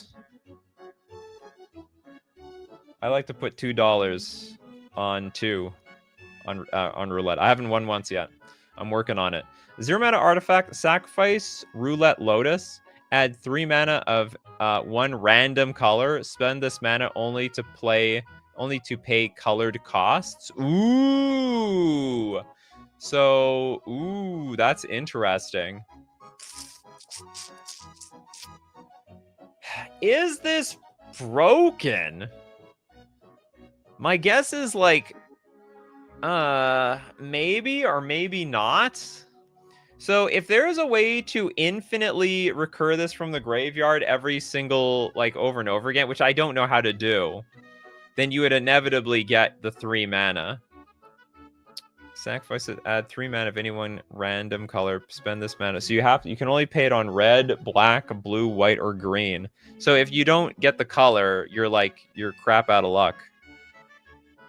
5 color decks still care. Like, let's say you get 3 red. You can only pay 1 red for your Omnath. Like Omnath of anything. So Omnath is a 4 color card. you can only spend the mana to pay colored costs. So you're not allowed to use it on generic mana. So 5-color decks still care. And then let's say you build a 5-color deck that's all like green, green, green cards, black, black, black, blue, blue, blue, which there aren't that many. Your deck is jank. Like, if you don't have Roulette Lotus at the beginning of the game, your deck just sucks. Colorless is a color. What about generic mana? Is generic mana color? Also, I don't think colorless is a color. You can't use colorless mana to pay for Sunburst. Colorless is absolutely not a color. I agree. Colorless is not... Yeah, colorless is not generic, and generic and colorless is not a color. So that won't work. Sorry, by that, I mean it's a 0-drop discount. Oh, I mean, it's... Yeah, it costs nothing. But I don't think that can be broken. I'm going to say this is probably just a really annoying card to play against, but it's probably fair. To be honest, it's really hard to use because you can only use it on cards that cost like triple blue, triple green, triple white, triple black. I mean, maybe I don't have to look at it that deep. Even like double black, this would be worth it. Double black, double green, double blue. But you don't know what you're going to get. Life is like a roulette lotus. You don't know what mana you're going to get this time. I mean, with power creep, it isn't bad at all. We have to see it in action. All right, I'll say it's a pass. Next, we have Ellis Flowers. Thank you so much, Ellis. You've got today the Megara Fury of Envy. What about the Fury of Jealousy? We've got a 4-mana 4/3 legendary God Demon Warlock. Flying and Death Touch. When Megara enters, create a blood token. Whenever an opponent draws a card other than during their turn... Sorry. Whenever an opponent draws a card other than during their draw step, they lose 1 life and you draw a card. Oh! This is like a better version of... what's it called? Fairy Mastermind. Tap, pay 2 life, exert Megara. Target opponent discards a card at random. Megara deals damage equal to the discarded card's mana value to that player. This does not cost life if an opponent committed a crime this turn. That last line's probably out of flavor. Otherwise, it's so completely out of left field. Wait, if Megara is a god, how is she a warlock? Ain't warlocks like in a contract with the deity? I have no idea. I don't think about that stuff. I look at the power level of cards. I don't look at the flavor. It's a neat commander, certainly. You can use this, get the mana in the pool, and then use it for multiple cards. Oh! Oh, that's... No, but like if you have a deck full of like 1-mana cards, then that roulette wheel sucks. It's going to be really clunky. You still have only a 1 in 5 shot of getting that color, one way or another. She's in a contract with herself. Does someone know the lore to confirm this? I suppose so. Maybe her pact with demons and gods partially transformed her into one, something like that. Hey, Drasaru! Happy 100 streams. Haven't you been here for a while? She is a Fury, which is a god. They are daughters of the night. I'm glad that we've got weebs from all over the internet that can... we have enough of them to confirm or deny the lore of these really random cards. Furies punish crimes. This does not cost life if an opponent committed a crime this turn. Punish Furies. I feel like we're not punishing crimes. Pay 2 life. Oh, it does not. Oh, I see. So we don't have to pay the life if someone committed a crime. They committed a crime. Stop! In the name of the law. What's the god being the police all of a sudden for? This is from Greek mythology, not anime. Well, they're presenting it like anime. Okay, so I don't know my Greek mythology. My friend Andrew Day2 Dryden would be rolling his eyes right to the back of his skull if he watched the stream. That's what I thought. A warlock was 2, a male witch. Yeah, warlock. Oh! Create a blood token. Well, what's the gender of Megara? Oh, hold on. What is... I don't think we use the word witch anymore. What is the term for witch in Magic? We don't, because we don't use it. Like, what's the Kumbaya? Is it just a wizard or something? Does anyone know, or did they change it to like warlock? Everything's a warlock. Corvus says, "Ah man, I've forgotten so much of Greek mythology. It used to be one of my favorites too. Shame." Puts on bucket hat witch. They don't use witch anymore. Checked and couldn't find witch. Yeah, witch doesn't exist. It never did. It never did. So what? Find what about the Kumbaya witches? I don't know. Kumbaya witches MTG. I'm gonna just quickly look up. Was that a creature? Summon witches, but it's not that anymore. Okay, what is I'm just gonna quickly look up Scryfall. Going to Scryfall, looking up what they errated Kumbaya witches to. Human wizard. That's interesting. Okay, so when it's a woman, it's a wizard. When it's a man, it's a warlock. As weird as that is. that sounds so insulting to name it hag. Isn't witch now warlock? No. It sounds like, I guess not. Anyway, they renamed the Kumbaya witches to human wizard. Oh, they did. No, okay. Actually, you guys could be right. They did rename the Barrow witches. Let me show you the Barrow witches. The Barrow witches are now a warlock too. Okay, so you know what? It doesn't matter. It's now it's genderless, I guess. So warlock now is for men and women. Yeah, Barrow witches. The more you know, the more we learn today. Everyone else have no video? I hope not. Those words scare me, Bryce. Just refresh your browser. In MTG, witches are warlock, wizards, clerics, or shamans.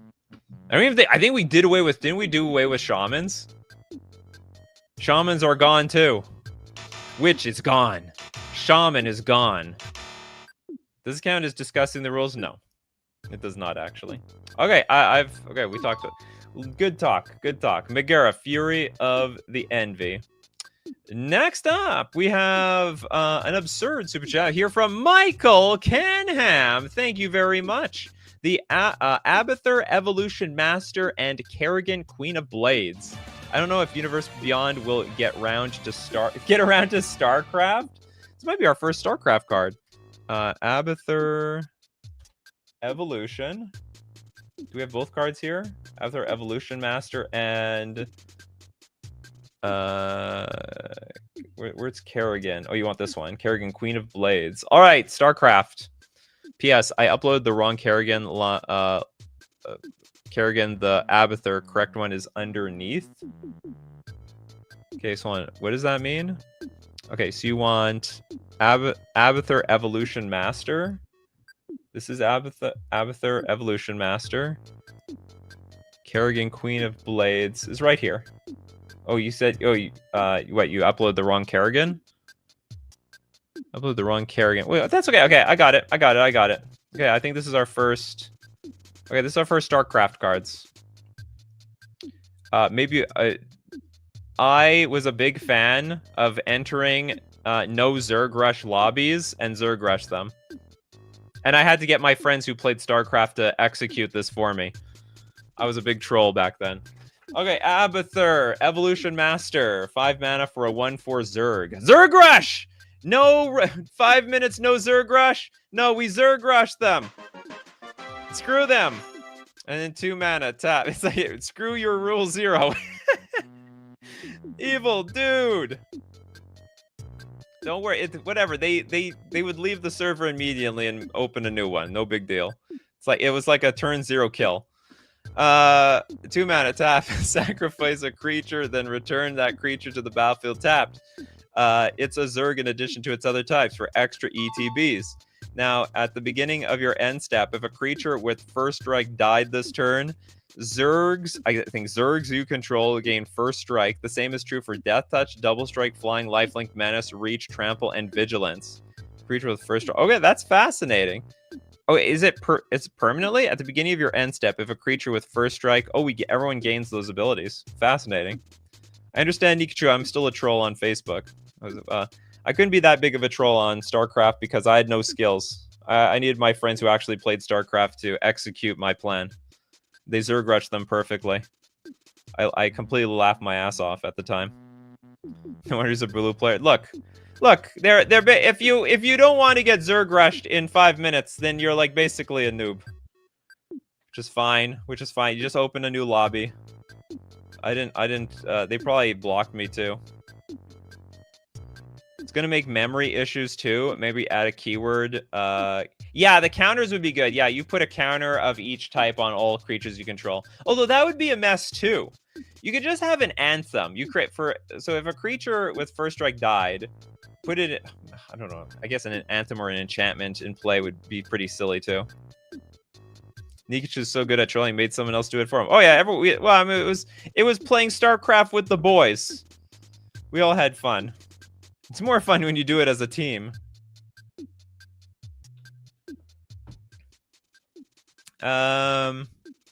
Assimilate essence. Okay, so the easy way to solve this problem is, yeah, you just create a counter. So, at the beginning of your end step, if a creature with first strike died this turn, put a first strike counter on each Zerg you control. And then you can say the same is true for Death Touch, Double Strike, Flying, Lifelink, Menace, Reach, Trample, and Vigilance. Because otherwise, yeah, the memory issues thing is just weird. Or just make it until end of turn, but this is until end of turn. Oh, I see what you mean. Because you can make it until the beginning of the next end step. But you still have to keep track. It doesn't change anything. Vinovsky is like Terrans for life. I don't even know. I think I would be. If I played StarCraft, I think I'd be Protoss. I think. Anyway, I could never really get into the game. Okay, Abathur is cool. That's a cool card. Kerrigan, Queen of the Blades. This is like the Zerg Queen. 5 mana for a 5/5 human Zerg. What? Did they assimilate the humans? What the hell is this? First, I don't know the lore to StarCraft like at all whatsoever. I think. Hold on, okay. Correct me if I'm wrong, because I think I heard it from somewhere. It's like there is a war between the Zerg and the Protoss, and I think the Zergs needed to take over humans because the humans had, like, I don't know, the intellectual capacity to potentially fight the Protoss, some crap like that. They assimilated some humans. I guess this one. Kerrigan was a human who was assimilated. It's like the Borg. What was the first Borg? Was it like the Borg? Was the Borg the first Borg? I feel like there's so many other games and movies that like feed off of the Borg from Star Trek. But for all I know, Borg wasn't even the first Borg. No, they were just extra biomass. Human had psionic potential. Ah, yes, the psionic potential. She was a Terran. She was turned. The hive mind was killed, and she became the queen. Weird! They took a human in as if it was their own. There's a Borg queen. Yeah, there is a Borg queen. And there's apparently a Borg queen here. Okay, other Zerg you control get +1/+1 and infect. Oh my god.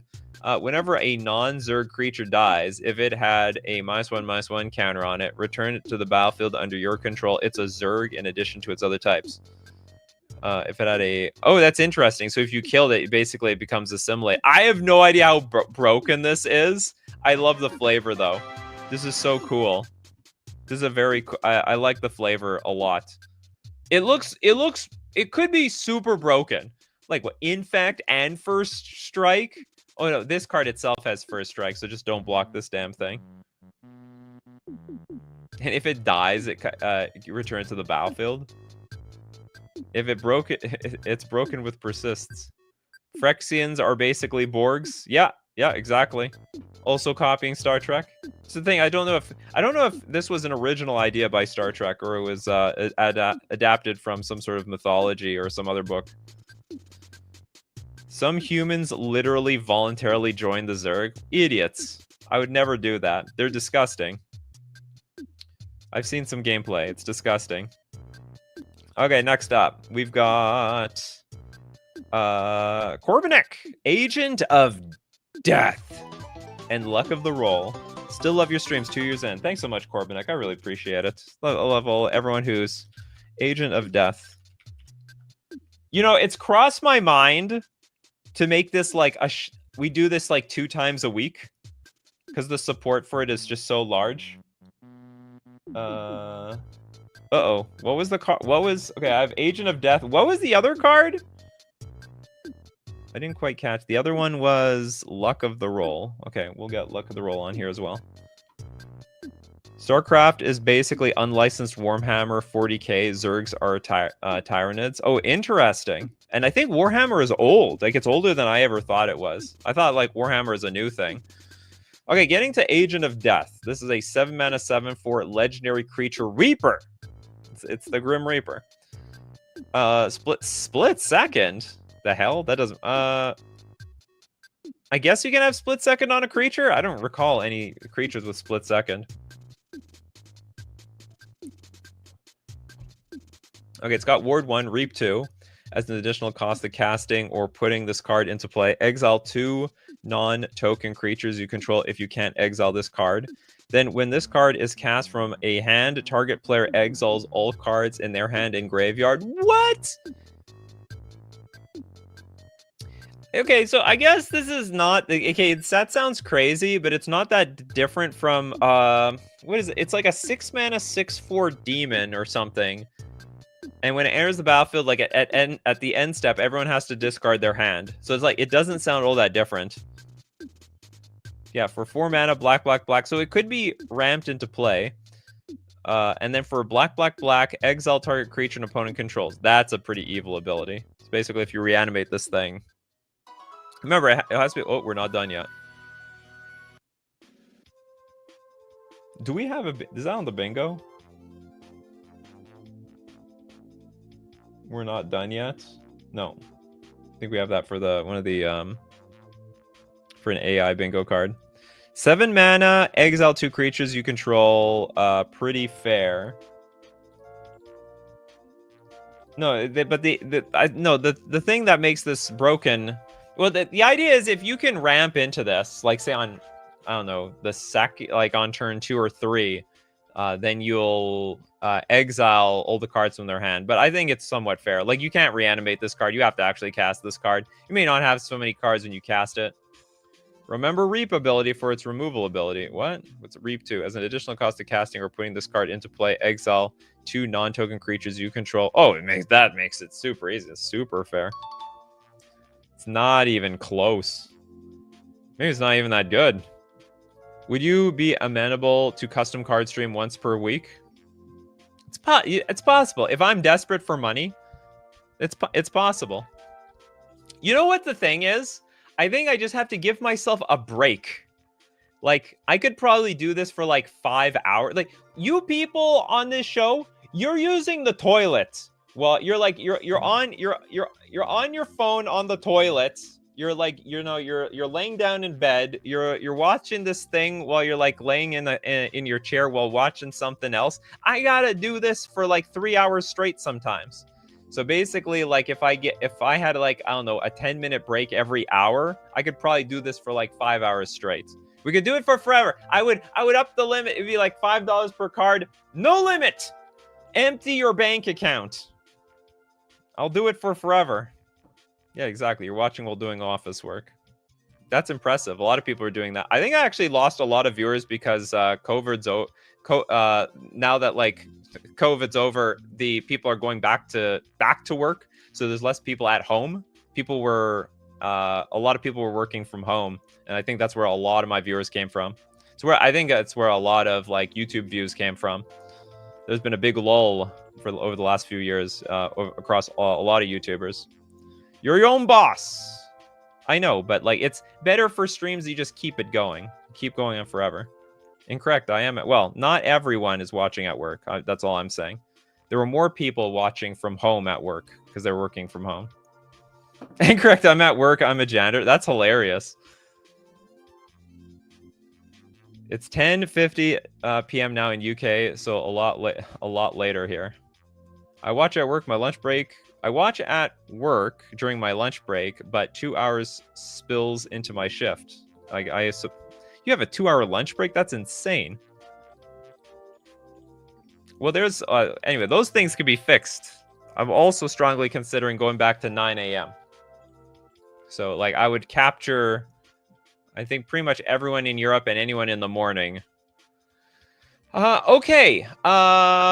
This card is fine. And then the other card was called Luck of the Roll. The cost to cast that card is so damn high. Luck of the Roll. Spell check edition. Thanks, Majra. The hell does that mean?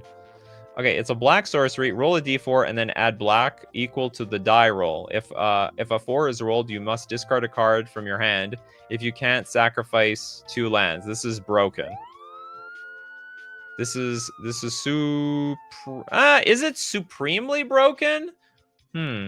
So it's just another it's not just another dark ritual, and then if you hit 4 by chance, you do have to discard a card, which is obvious. It's not always going to be bad for the Storm players.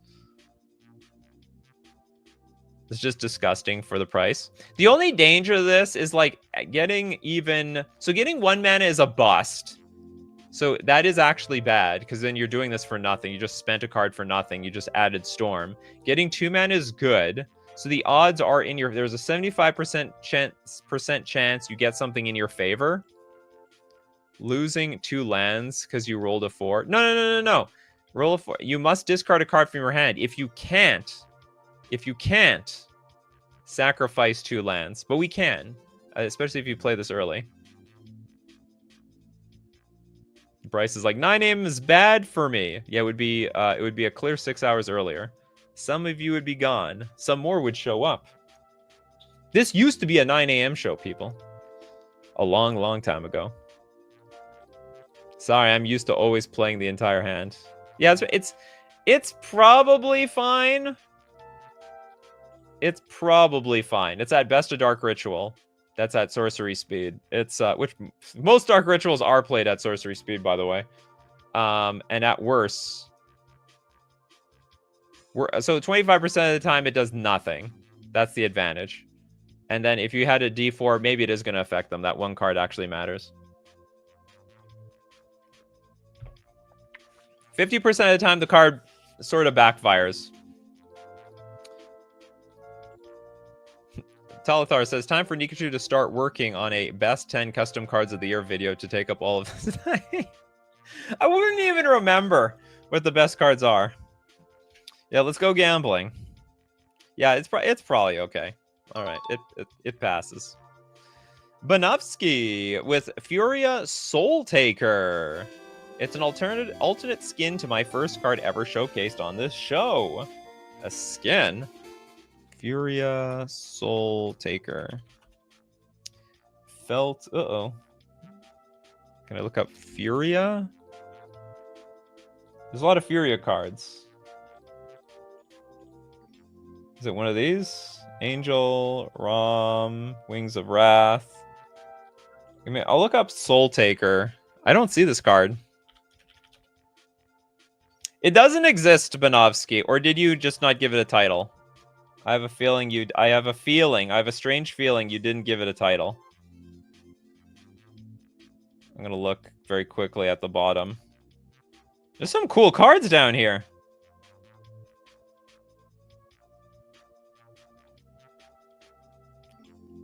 I can't find your card. You didn't give your card a title. Okay, so we're gonna give a donation away. Bonovsky, I know you're here. Or did you name it? Was it one of these other Furias? We have Furia Cold Snap.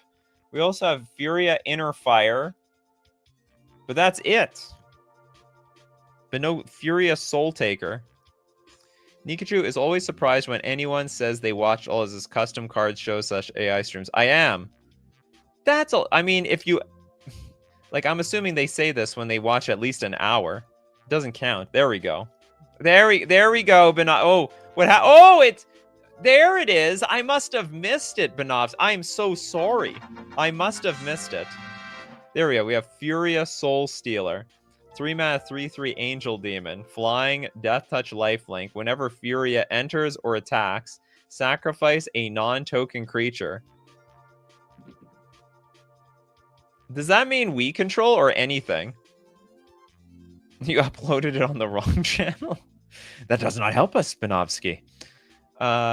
Anyway, okay, so when you do, Furia deals damage equal to the sacrifice creature's power to any target or destroy target artifact. I mean, just right off the bat, I mean, this is a completely fine card. Always means you control. Okay, I'm gonna assume that. Flying, Death Touch, and Lifelink. So it's basically, you know, what is it? Not Nightscape Familiar. Vampire Nighthawk. Step aside. Hold my beer. I'm the new Flying Death Touch Lifelinker in town. That deals damage equal to the sacrifice creature's power to any target, and also we destroy artifacts. Yeah, we sort of have a fling. Yeah, oh, I didn't think about that. Yeah, we have fling on a creature. That actually works out perfectly. Yeah, and more artifact hate. If it was just blank, it would be a color pie violation, but as red and black, yeah, it's still, well, I mean, it's mostly all red abilities, right? Oh, I guess the lifelink is the black ability. Okay, this card's good. This also goes, I think this card also looks super real. Like super, super, super real. Okay, next we got a donation. We got a donation for chat. And for here, where's our dono to chat? Oh, this is supposed to be our free space. We didn't get anything super danger, but it's a free space. And where's dono to chat? Dono for chat. Okay, who's gonna get the dono? Anyone in chat didn't get a there's a lot of people in here that did not get a card. Where's our freebie people? There's quite a few people in chat that usually want a freebie. They're not here today. Okay, we'll go to the first person that did not get a card. Corpinate got a card. Mr. Longbottom got a card. Bacon Catbug got a card. Bacon Catbug actually submitted Pedgeman's card. What is this? Cerebro. Oh, we did that one. The Megara. Deck Collector. All right, we have the Slayer. It's a 3-mana 1/1 human rogue with partner, Death Touch. Tap, pay 1 life. The Slayer deals 1 damage to target creature. Pay 2 life. Untap the Slayer. This is paying a lot of life and has partner. Okay, the partner part might be dangerous. This is definitely a commander card. Death Touch. Pay 1 life, deals 1 damage. So basically, it's a super. How do I put it? Royal Assassin. This could be dangerous. Thank God it doesn't have haste. Dang, that wasn't quick enough. Kano says, bingo alert. Creature Lord for the Kerrigan earlier. Do we have that? Creature Lord. Creature Lord. It's true. We got a Creature Lord.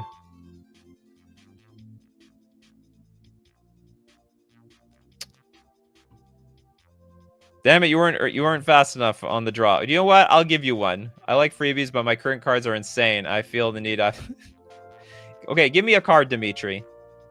You were very loyal to the show a long time ago. Pay 2 life, pretty doable in Commander. So the deal is that tap, pay 1 life, just kill it's basically pay 3 life, kill a creature, because you can untap this thing over and over again. Sounds like an absolute menace. Everyone's so slow. And red gives haste easily enough. I mean, it depends. It depends on the card. Yeah, let's go 100th show special. Okay. Okay, I'm gonna say this card is good. Okay, let's move on. Okay, I'll do as many as I can while the music is still going. So let's be very fast. We're gonna machine gun this. This was not a card. Where was a card? I'm taking on cards here. I can't find one now. I need names.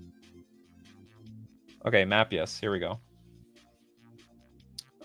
Ohime, the manifested Mechano. Aha. Okay, we have 6 mana. Oh, good God. This is a 0/1 spirit. You can sacrifice 2 non-token monks rather than pay Ohime's mana cost. All right, sack them monks. Prevent all combat damage dealt to Ohime. Sounds great. Double white, return target aura card or creature card with bestow from your graveyard to the battlefield. If it's a creature card, it becomes an enchantment aura with enchant creature. Only creatures can be enchanted this way. Fantastic. Next. Okay, we got Quetzalcoatl, the winged serpent. Oh, I'm only reading one half of this damn card. Too many words. 4 mana, God Servant, 2/4. Enters with your choice of first strike, flying, lifelink, trample, or vigilance honor. Noble Phantasm. Whenever one or more counters are put on another permanent you control. +1. You gain life equal to the number of counters put on this permanent. +2. Draw a card. Do this only once each turn. +3. Put a +1/+1 counter on your Quetzalcoatl. +4. Quetzalcoatl deals damage to any target equal to half the number of counters put on that permanent. I don't know what's going on here. It sounds broken. Sounds broken. Okay, we'll get in Dimitri here.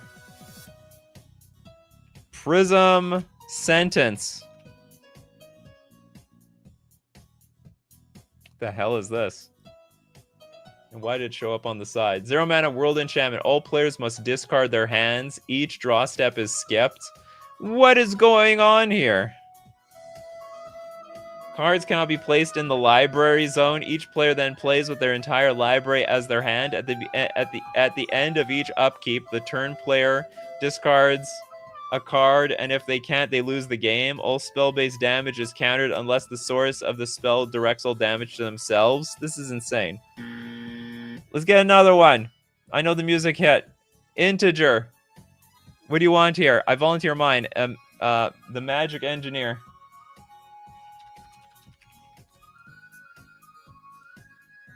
Okay, we got 4 mana for a 1/4. Why is everything shifted to the right all of a sudden?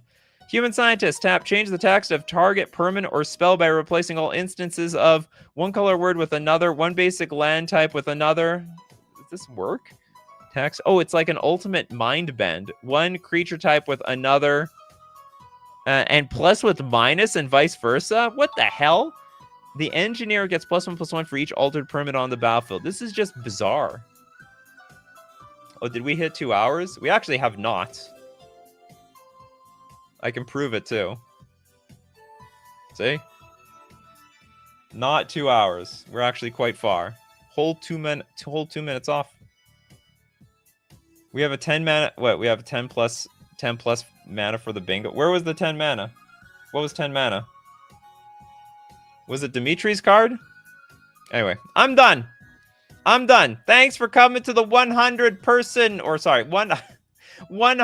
show special.